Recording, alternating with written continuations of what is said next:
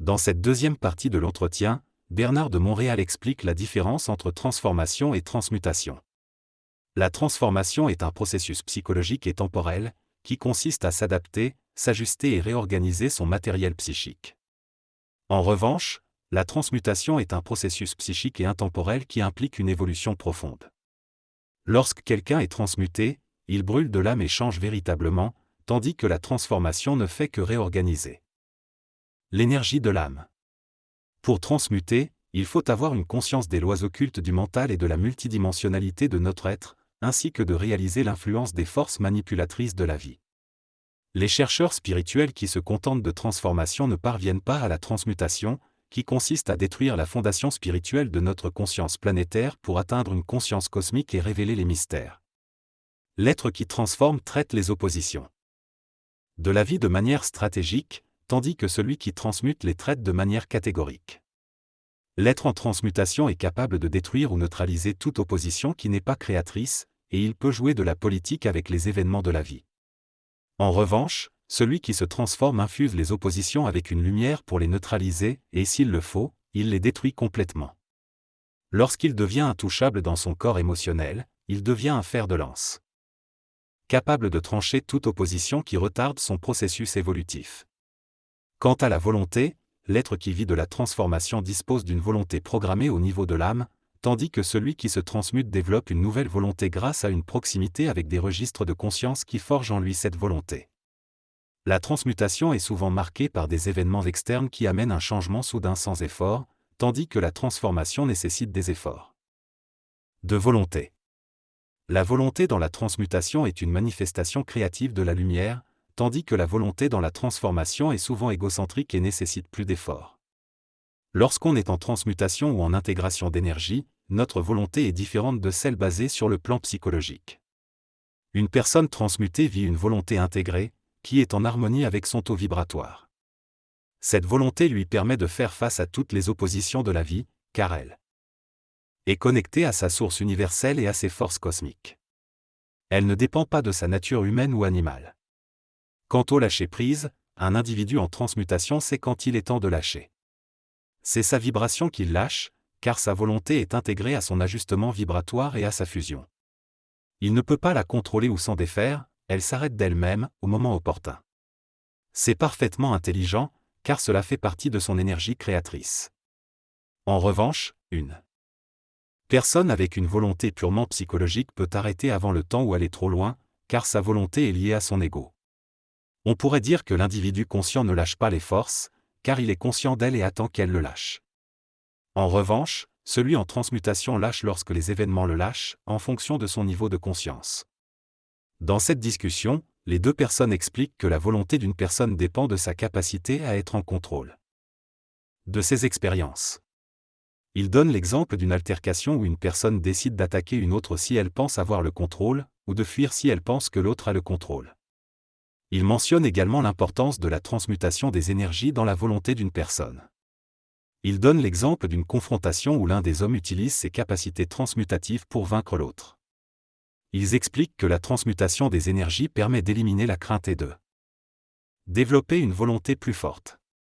Il conclut en disant que la capacité à prendre la vibration de transmutation dépend du niveau de transmutation que la personne a atteint dans son évolution. Un initié est une personne qui a vécu en étroite relation avec des forces occultes, ce qui accélère grandement son processus de transmutation. En revanche, l'homme ordinaire, qui n'a pas de relation étroite avec ces forces, a un rythme de transmutation moins rapide, car il y a plus d'espace pour lui. L'on est influencé par des forces occultes, on est guidé dans un passage étroit, sans autre choix que de traverser ce passage. En revanche, dans notre relation avec l'humanité, nous avons toujours la possibilité de choisir de voir ou de ne pas voir les autres.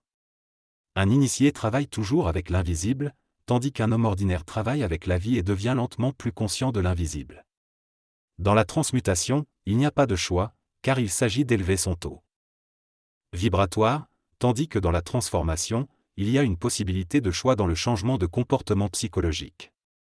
La transformation psychologique ne permet pas une évolution vibratoire, mais seulement une sophistication et une adaptation.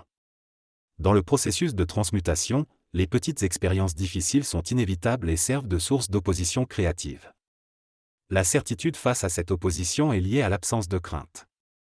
L'opposition peut être neutralisée si l'on connaît les lois occultes. Toutefois, une personne vivant dans l'illusion peut être détruite par les forces occultes. Les forces occultes travaillent à l'évolution des systèmes de vie, impliquant l'abolition du mensonge et de l'astralité. Lorsque les forces expliquent les lois occultes à l'homme, il a la responsabilité de s'instruire et de ne pas être piégé par les illusions. Ainsi, l'évolution implique de ne pas céder aux illusions personnelles et de se préserver du mensonge universel et cosmique. Dans cette conversation, Bernard de Montréal explique que les forces astrales peuvent conduire l'homme à la mort, contrairement aux forces mentales et cosmiques qui retardent son développement. Il évoque également des oppositions d'ordre systémique et planétaire. Les oppositions systémiques font partie du développement de l'âme et de la fusion de la conscience moléculaire de l'esprit.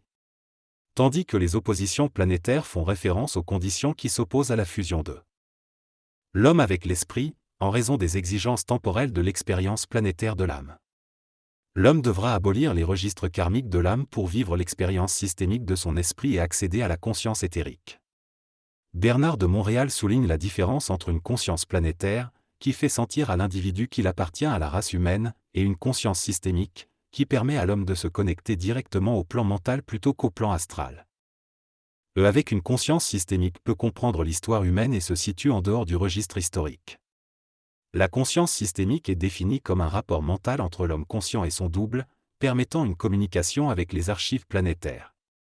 Cette conscience systémique permet à l'homme de comprendre l'histoire dans un contexte transhistorique, en ayant accès aux événements et aux conséquences à long terme. Cela implique de dépasser les valeurs émotives et les notions philosophiques ou morales, permettant ainsi une liberté de jugement vis-à-vis de l'Église, de l'histoire ou de l'évolution politique. Pour atteindre cette conscience systémique, il est nécessaire de transmuter le corps émotionnel, qui est lié aux paramètres de survie et à la temporalité. En ayant accès à des plans temporels plus vastes, l'homme conscient peut anticiper les événements futurs et comprendre leur impact. Il se trouve en fusion avec les plans systémiques, ce qui lui permet d'avoir une vision instantanée de l'évolution et de l'involution. Au niveau pratique, cela se traduit par le fait d'être toujours à la bonne place, au bon moment, même dans des circonstances défavorables. L'homme conscient sait qu'il ne lui arrivera rien de néfaste, même lors d'un tremblement de terre par exemple. Il agit de manière vibratoire plutôt que motivé par des raisons psychologiques. Cependant, un homme avec une conscience planétaire serait contraint de se soumettre à des motivations psychologiques pour agir. Il aurait besoin de raisons spécifiques pour prendre des décisions, même si la vibration le pousse à agir différemment. Les autres, qui ne possèdent pas cette conscience systémique, peuvent se retrouver en difficulté ou ne pas comprendre les actions de l'homme conscient. Dans cette intervention, Bernard de Montréal explique qu'il est important d'avoir une conscience systémique et de ne pas se laisser impressionner par elle. Il raconte une expérience personnelle au Maroc, où il a été submergé par l'hospitalité des gens, ce qui l'a rendu malade. Il souligne qu'il est toujours nécessaire d'avoir une porte de sortie, de prendre des décisions claires et de ne pas se laisser emporter par l'infini. Il affirme que la conscience systémique se vérifie dans la capacité à configurer sa vie en fonction de la clarté de la lumière et non de son infini, et insiste sur le fait de ne pas être impressionné par l'invisible ou l'occulte. Il conclut en affirmant son opposition à l'ésotérisme de la planète. Dans cette interview, le conférencier explique que lorsqu'il dit qu'il va détruire l'ésotérisme, cela ne signifie pas que l'ésotérisme est mauvais, mais plutôt que nos notions des mondes spirituels doivent être ajustées par les êtres humains eux-mêmes, plutôt que par des êtres de lumière. Il affirme que le contact direct avec les plans universels ne nous sert pas dans notre vie quotidienne, car cela nous priverait de notre liberté de décision. Au lieu de cela, les initiés sur Terre ont été désignés pour nous donner de la clarté plutôt que de nous rendre intelligents. Il explique que l'éblouissement que ressentent les individus vis-à-vis de ces forces spirituelles est dû au fait que nous avons été coupés d'elles pendant des millénaires et que nous ne sommes pas habitués à leur psychologie différente de la nôtre. Il affirme également que communiquer télépathiquement avec ces entités nécessite une autre forme de psychologie et d'intelligence, et que cela prend du temps pour s'y habituer. Il met en garde contre le fait de se laisser mener par nos émotions et notre naïveté face à ces intelligences, et affirme qu'il faut les traiter sur un pied d'égalité pour pouvoir les comprendre correctement. Enfin, il exprime son scepticisme face aux entités qui lui parlent sur le plan éthérique en lui demandant de prier, car il considère avoir déjà assez d'expérience avec ces forces-là. Ne me prenez pas pour un idiot, j'ai souffert pour comprendre ces lois. C'est ne me prenez pas pour un idiot. Pour moi, l'invisible, qu'il s'agisse de l'invisible astral ou éthérique, qu'il s'agisse d'êtres venant d'autres mondes se matérialisant, c'est la même chose. Je ne suis pas un idiot, je comprends et je connais les lois de ces mondes-là. Je suis fatigué de voir les gens se faire manipuler par ces mondes-là. C'est pour cette raison que ma vie sur le plan matériel est dédiée à donner des instructions. Il faut que les gens arrêtent d'être idiots un jour. Mais cela nécessite une grande souffrance pour voir à travers ces mondes-là. J'ai souffert. Maintenant, je ne souffre plus et je suis dans une position plus facile pour donner des instructions. C'est intéressant et plaisant. Mais les gens doivent s'éveiller à leur propre réalité et arrêter de se faire manipuler. Se faire manipuler par d'autres êtres humains est plus ou moins grave, car ils ne peuvent pas vraiment toucher notre esprit. Mais se faire manipuler par des êtres sur d'autres plans devient très grave. Il faut faire attention aux sciences ésotériques car elles sont un véhicule pour ces êtres, en particulier le monde astral. Être intelligent et lucide n'est pas évident. Les forces ne peuvent rien pour nous, mais en réalité, nous sommes ces forces. Les forces font partie de nous, mais seulement si nous sommes assez intelligents pour ne pas être manipulés par elles. Les forces ont leur mission, ce sont des forces cosmiques, des forces systémiques. Elles s'occupent de l'évolution de tout. N systémique de l'homme fait partie de leur plan d'évolution. Leur évolution systémique est liée à l'évolution de l'homme. Ce qui est en haut est en bas, il faut que les deux se rencontrent. Mais si nous sommes naïfs et que nous nous engageons dans cela, nous vivons alors des initiations et des expériences difficiles. Si vous êtes spirituel, vous allez à l'église le dimanche et vous êtes en relation avec des notions spirituelles ou théologiques enseignées par l'église. Cela ne pose pas de problème, l'église rend un grand service. Mais si vous commencez à explorer des domaines occultes de la conscience, des sciences qui dépassent notre compréhension psychologique, soyez prudent et sachez que l'homme est totalement ignorant. Alors, si vous êtes prudent, si vous écoutez mes paroles sur l'occulte et si vous les prenez au sérieux, ne me prenez pas pour un idiot. Quand je vous parle et que je vous dis d'être attentif, de ne pas croire, de vous protéger, etc. cela peut sembler ridicule, car vous êtes intéressé par l'invisible et vous avez la curiosité des mondes occultes. Mais la seule raison de cette curiosité, c'est que vous n'avez pas souffert de ces mondes-là. Moi, je n'ai pas cette curiosité, je les ai dans le cul. Qu'ils aillent chier. Rire du public. Je vous parle en langage terre à terre car je suis probablement le seul initié ou ésotériste qui parle ainsi.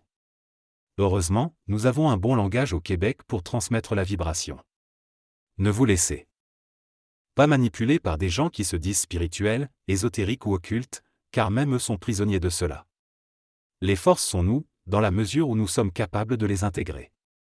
Si elles nous intègrent, alors ce sont les forces qui dominent, c'est une forme de possession, à différents niveaux. Les forces magnétisent.